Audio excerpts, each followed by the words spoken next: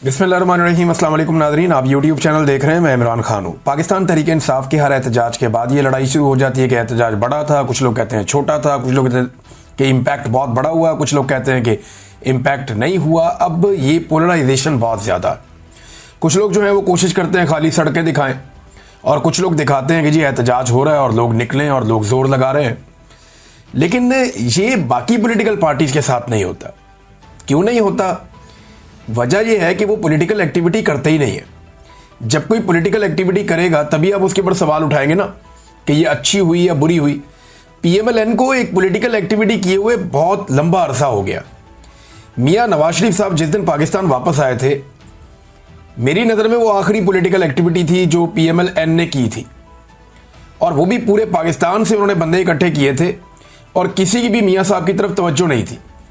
ना कोई बंदा मियां साहब को सुन रहा था, ना देख रहा था, ना कोई देखना चाहता था।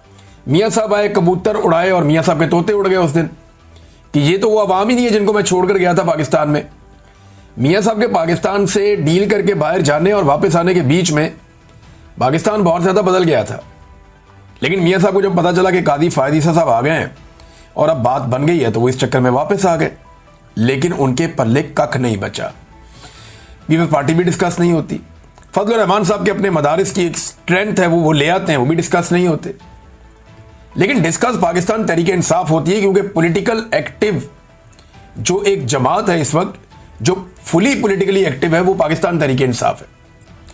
और आप माने या ना माने, वो एक पॉलिटिकल हकीकत के तौर पे बार बार सामने आते हैं। इमरान खान साहब ने कम से कम ये करके दिखाया है कि एस्टेब्लिशमेंट अपनी मर्जी हर बार मुसल्लत नहीं कर सकती। बजाय इसके कि तनकीद करें और लड़ाई करें, बाकी पॉलिटिकल पार्टीज को इस बात पे खुश होना चाहिए कि कम से कम एक जमात तो ऐसी निकली जिसने अगर सामना किया।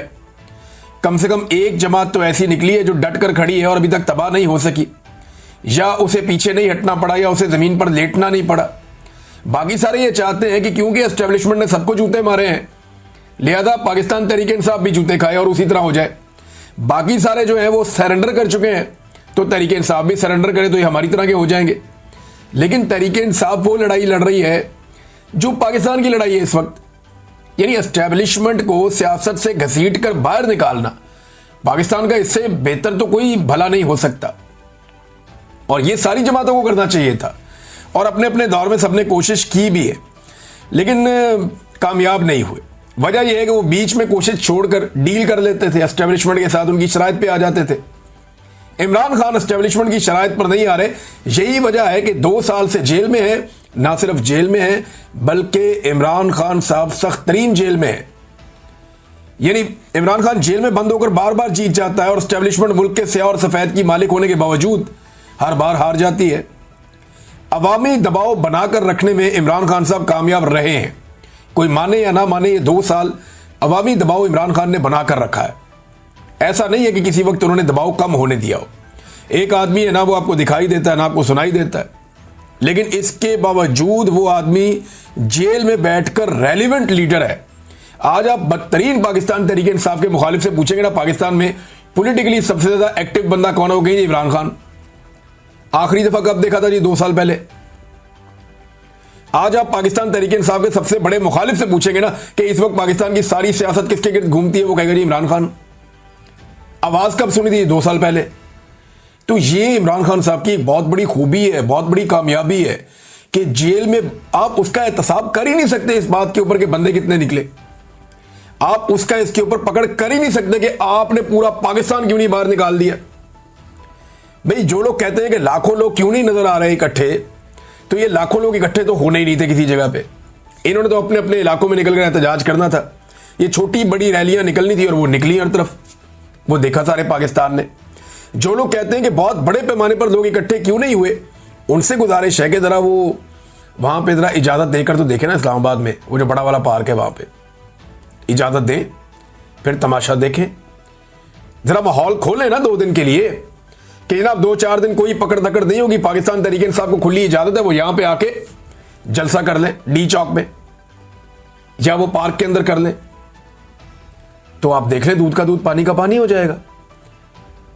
लियाकत बाग रावलपिंडी में इजाजत दे दें उन्हें, फैसलाबाद के घंटाघर चौक में उनको इजाजत दे दें, गुजरांवाला का जो बड़ा मशहूर एक पार्क है वहां पे इजाजत दे दे, या चले मीनारे पाकिस्तान लाहौर में इजाजत दे दे पाकिस्तान तहरीक इंसाफ को। और उन्होंने ये सारी इजाजतें मांगी हैं, बार बार मांगी हैं पाकिस्तान तहरीक इंसाफ ने, उन्हें इजाजत दी नहीं जाती, जो कानूनी इजाजत है वो दी जाती है। अच्छा, एक अखबार है उसको बार बार लोग पेस्ट कर देते हैं उठाकर, जब इमरान खान ने कहा था कि जो जलसे के लिए सामान मुहैया करेगा उनका सामान जब्त कर लिया जाएगा। ये इमरान खान ने कोई पॉलिटिकल जलसे रोकने के लिए नहीं कहा था, ये जब कोरोना वायरस फैल गया था तब ये एडवाइजरी आई थी कि लोगों को इकट्ठा ना किया जाए, और जलसे के अंदर लोग इकट्ठे होते हैं। तो तब इमरान खान साहब ने कहा था कि जो टेंट सर्विस वाले ये सामान मुहैया करेंगे उनका सामान हम जब्त करवा देंगे, क्योंकि वायरस फैल रहा है कोरोना वायरस की वजह से। वरना जहां जहां जिस पॉलिटिकल पार्टी ने इमरान खान के दौर में जलसे की इजाजत मांगी उन्हें इजाजत मिली है, जहां जहां किसी ने लॉन्ग मार्च करना चाहा उन्होंने किया है, जहां जहां किसी ने फजलुर रहमान साहब आगे कितने दिन बैठे रहे इस्लामाबाद में, ये PMLN भी आई, पीपल्स पार्टी भी आई, सारे आए, बार बार आए, इमरान खान साहब ने कभी नहीं रोका इन्हें। तो लेकिन इमरान खान एक डिफरेंट आदमी, बड़े महदूद ऑप्शंस के साथ इमरान खान साहब ने मुजामत करके दिखाई है। यानी आवाज आप नहीं सुन सकते, तस्वीर आप नहीं देख सकते, मुलाकातों पे पाबंदी है, सख्त तरीन जेल काट रहा है, लेकिन जेल में बैठ के कोई एक आदमी इतने मुश्किल हालात के बावजूद मुकम्मल तौर पर रेलिवेंट रहा तो वो इमरान खान है। ये आपको दूसरी मिसाल नहीं मिलती। यही मुझे अच्छी तरह याद है कि जब फस्तायत का दौर था PMLN के खिलाफ, परवेज मुशर्रफ का दौर, हालांकि ये दौर उससे ज्यादा खौफनाक है, तो तब शहबाज शरीफ ने एक दिन फैसला किया कि वो बरतानिया से पाकिस्तान आ जाएंगे। इन्होंने पाकिस्तान आने का फैसला किया और पूरे पाकिस्तान के अंदर जनाब हम कैंपेन चलाएंगे, बहुत पैसा खर्च किया, बड़े लोगों को इन्होंने कहा, सारी पार्टी को इन्होंने मोटिवेट किया, तो कहीं कोई बंदा ही नजर नहीं आया सारा दिन। अगर परवेज मुशर्रफ की तरफ से इजाजत होती तो PMLN वहां पे उस वक्त लहरें बहरें कर देती बंदों की, लेकिन पाकिस्तान तहरीक इंसाफ उससे ज्यादा मुश्किल हालात में उससे अच्छा परफॉर्म कर रही है, यह सबको मानना पड़ेगा। जब शहबाज शरीफ वजीर आला पंजाब था और नवाज शरीफ साहब अपनी बेटी के साथ एयरपोर्ट आ रहे थे तो उन्हें रिसीव करने जाना था, यह मियां साहब का हुक्म था, और मैंने टीवी पे बैठ के उस दिन कहा था कि शहबाज शरीफ किसी सूरत भी कंटोनमेंट में दाखिल नहीं होगा। क्यों दाखिल नहीं होगा? मैंने कहा मैं शहबाज शरीफ को अच्छी तरह जानता हूं, ये कभी भी एंटी एस्टेब्लिशमेंट एक इतना सा भी कदम नहीं उठाएगा, ये नहीं जाएगा आदमी कभी भी, ये बहुत अच्छा बच्चा है। उस वक्त जावेद चौधरी साहब एक दो और सहाफी थे वहां पे टीवी के ऊपर, मेरे से गर्म हो गए, उन्होंने कहा नहीं नहीं नहीं शहबाज शरीफ जाएगा। मैंने कहा जी मैं आपको बता रहा हूं कि ये आदमी कभी भी कैंट की हुदूद में दाखिल ही नहीं होगा। ये वजीर आला पंजाब का बेशक, लेकिन ये कैंट की हुदूद में दाखिल नहीं होगा। और यही हुआ कि मियां साहब को एयरपोर्ट से लेकर चले गए और शहबाज शरीफ साहब कैंट की हुदूद में दाखिल हुए बगैर माल रोड से अपनी तकरीर करके वापस निकल लिए। एग्जैक्टली शहबाज शरीफ साहब ने उस दिन वही किया जो गंडापुर साहब करते हैं आजकल। तो शहबाज शरीफ साहब बहुत अच्छे बच्चे थे और उसका उन्हें तोहफा भी मिला, लेकिन नवाज शरीफ साहब जो हैं वो इतने अच्छे बच्चे नहीं थे, लेकिन अब वो बहुत अच्छे बच्चे बन गए। नाज़रीन, पाकिस्तान तहरीक इंसाफ ने खैबर पख्तूनख्वा में तो उनकी हुकूमत है, तो वहां बहुत बड़ी बड़ी रैलियां होनी थी, मर्दान में बहुत बड़ा प्रोग्राम हुआ, स्वाबी इंटरचेंज पे।